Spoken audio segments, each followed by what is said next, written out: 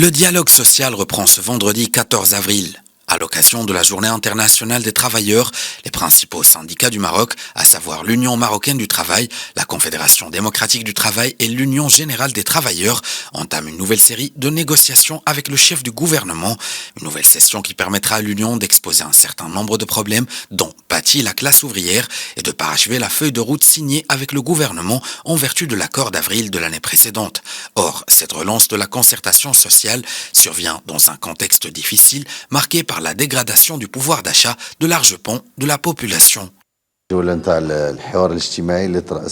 dialogues se sont déroulés dans des conditions empreintes de respect total et d'échanges d'opinions autour de la situation réelle, économique et financière de notre pays. Il a été convenu de poursuivre le travail et la réflexion dans le cadre d'une commission ministérielle en présence des partenaires sociaux en vue d'examiner les différents aspects de ces problématiques ainsi que les marges qui nous permettraient de relever les défis futurs.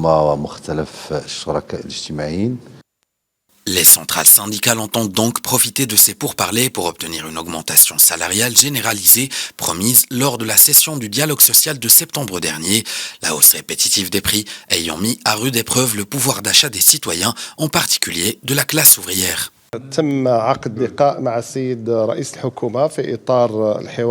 La réunion avec le chef du gouvernement a été très fructueuse. Elle est organisée dans le cadre du round d'avril et a permis aux représentants de l'UMT de présenter un dossier revendicatif concernant l'augmentation vertigineuse du coût de la vie pour les travailleurs ainsi que pour la classe populaire et la classe moyenne.